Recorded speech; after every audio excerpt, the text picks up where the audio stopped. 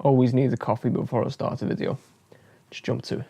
What's going on, everyone? Welcome back to a brand new video here on my YouTube channel. And for those of you that are new around here and don't know who I am, my name's Aaron and I create travel, photography and videography based content here on YouTube. So if that is something that will interest you, be sure to subscribe to the channel. But as you can tell by the title today, I'm going to be giving you my top 5 travel related apps for 2019. Now, I've actually done a top 4 travel related apps back in 2018, but they've completely changed now, and I've got some really good recommendations that not many of you will have heard of. So if you do find this video useful at any point, be sure to let me know by leaving a like. Put any comments or any of your top travel apps down below in the comments section, and be sure to check out the linked playlist on screen right now, which is some more travel related content. But let's just jump straight into my top 5 travel apps of 2019. Just a quick disclaimer before we do actually jump into these apps: I am in no way affiliated, sponsored, anything like that by any of them. These are just my recommendations on apps that I find useful and I wanted to share with you guys. So again, no sponsorship, no affiliation to any of these, just really useful apps. Let's just jump into app number 1. Okay, so kicking things off, you will be able to see everything that I've got on my phone right now. So you'll be able to see the apps themselves, and I'm just going to walk you through what they're decent for. So the first one I'm pretty sure you wouldn't have heard of, as you'll be able to see on screen right now. It's called Trover. I believe that's how you pronounce it anyway. And basically, to put this app into the most simple terms possible, it's basically a photo app where you upload photos anywhere in the world from. All travelers can do this. You just got to sign up, create an account, and then you just put the location. And the reason why I love this app is because, especially for me as a photographer or YouTuber or whatever, I want to go to some of the best photography or best scenic places wherever I am. So I just go on this app, type in where I am, and it will just show me pictures of places that people have taken photos of and their exact location. So if I see somewhere that looks really cool, especially in Southeast Asia where it's quite difficult to actually get the exact location of most places, you can literally just see where this is. So let's take a look at a quick example on the app right now. Okay, so it's got like this trending page, it's got nearby, you can obviously create your own profile, which I have done and I will be using on my current trip that's going to be coming up in literally a week or two. So if you haven't seen that video, check it out, it will be on screen right now. And let's just go on the what's hot page, and you can actually search by like country and type of thing that you want to see. But there's just literally just photos from wherever people are, and then you can literally just take a look. So this photo right here, I'm going to blur out all the users because they probably do want to remain private.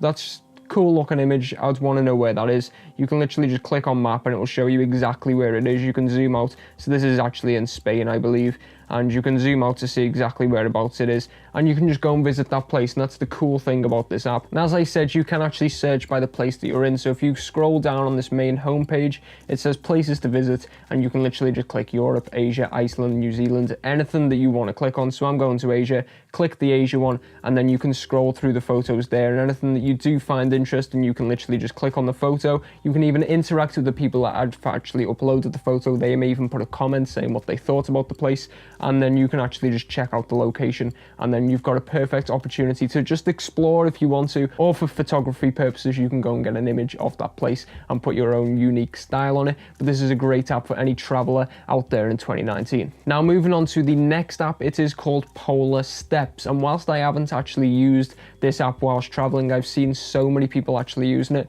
and it's just getting raved about, especially this year. So I've actually downloaded it and I will be using it in my travels coming up on this trip. And basically, again, just to put the app in the most simple terms, it's basically an app that runs in the background, and do not worry, it only uses 4% of your battery each day, so it's not too big of a difference, you know, if it's just tracking where you are. And basically, doesn't take any of your information, doesn't take anything from you. It literally just tracks your location. So then it puts it onto a map where you've traveled, so it will show you a bit of a route, and you can add photos and add comments, and people can follow you and just talk about your route that you've taken. So if I travel throughout Vietnam, I can then go onto the app at the end of the trip and it will show me the exact route that I've taken. And obviously, if I've got any photos and stuff like that, they can also be put in there, just to give you an easier way of sharing memories with friends. And obviously you can just see what other routes people have done. So let's take a look at the app right now. So as you'll be able to see, I haven't actually got any followers or anything, because I have literally just created this. But if you do want to follow me on it, go and check it out, obviously. And then you can basically go to this search page and you can literally click any of these,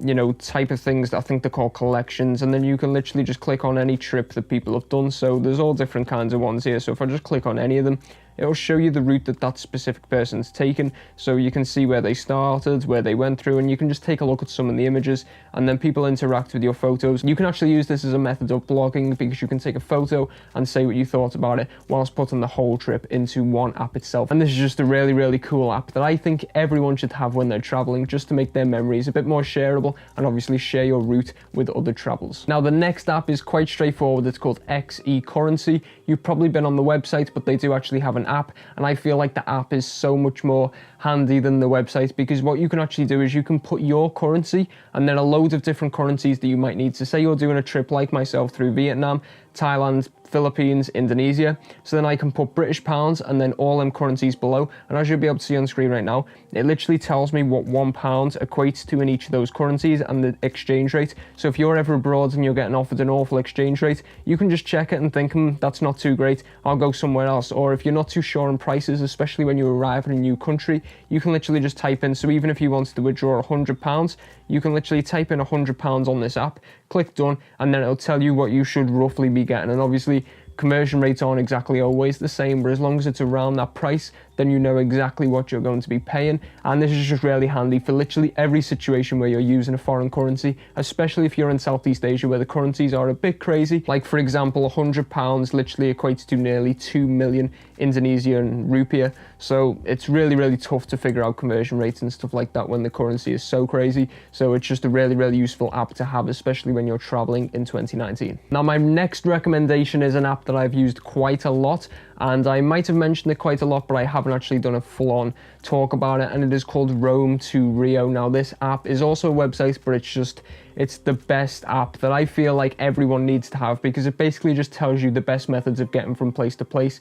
and it doesn't matter how rural or how like low-key the place is. It's really, really good for Southeast Asia. It will literally tell you if you need to get a bus, a minivan, a jeepney, anything like that. Wherever you are, it will give you the route, how long it should take, and the prices and when things run. So if it only runs on a Tuesday at 3 p.m, it will tell you that it only runs on Tuesday at 3 p.m. So you can literally just put anything in. So I'm just going to go for Hanoi, and then let's just put Sapa, because that will be a trip that I'm doing.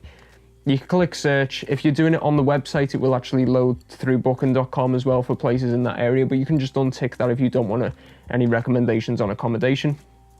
And then you'll see that it literally says the recommended option is a bus. It takes 6 hours and it costs around £8. You can get a train, which is 8 hours 25 minutes, costs a bit more. You can drive in 3 hours 26 minutes. You can get private transfer, and there's usually a lot more options like that. And then once you click on it, it does actually give you the different type of buses. So there's like a 7 o'clock bus, a 7:30 bus, and a 10 p.m. bus. So there's all different types of ones. It will tell you the company. If you don't want to actually book online, you can just go and then see the company where they're located. It's a really, really handy app, and as I said, it works anywhere. So it can be the most rural places, and it will actually get the right information for you. So it's very, very useful to download this app, especially if you're traveling, again, places like Southeast Asia or South America. And then the final app is a flight search engine called Comomondo. I'm not too sure if I've got that right, but it's probably completely wrong. But you guys will probably know the website, but they do actually have an app. And the reason why I'm mentioning this is because I've always used Skyscanner. I still use Skyscanner for initial searches, but this is a great app for if you're on the move and you just kind of want to get a guide as to prices on certain places, because as you'll be able to see on the app right now, I'm searching for Saigon or Ho Chi Minh City to Manila. And the great feature about this is you can sign in, you can put all your flights in there under My Trips, and it will actually give you alerts about whether your flight's delayed, anything like that, whether your flight's on time, just updates about your flight. If you want to bookmark a specific flight, you can get alerts on prices when the prices drop, when the prices is going up, just so you can get the right price for your flight. But the best feature, in my opinion, is this, where you click that little button in the center and it gives you a price calendar, and you can literally scroll between 3 and 4 months, so you don't have to keep changing the month on the screen. You can literally scroll right through here from the 1st of March right through to the end of May, and it will show you the prices. You can literally click on each date and it will tell you how much flights are, and you can just see where the cheapest price is. And then once you've decided on which date you want to go for, you literally click select this date, and then you hit search and it will bring you all the different flight options that are available on that specific date. And as I said, you can then bookmark them if you want to get price updates, price alerts, just for any cheaper options. And this app also does car hire and hotels, so if you want to do similar things for that, if you want to monitor a hotel price, you just do the exact same thing. And if you want to look at a price calendar, exactly the same. It's a really unique and useful search engine for hotels and flights, so I highly recommend that you do actually download this app if you're traveling in 2019. But that is all for the apps in this video. I hope you have found some of them useful and you do go and check them out. I do want to throw this disclaimer in once again. I'm not affiliated by any of these apps. I just wanted to recommend the ones that I use, the ones that I get the most out of, and the ones that I highly recommend you guys go and download. If you did find any of these useful, as I said at the start, be sure to let me know by leaving a like, put any comments or questions down below in the comment section. And as I said at the start, if you are new around here, be sure to subscribe for travel vlogs coming very, very soon. But thank you all for watching, guys. Till next time, goodbye.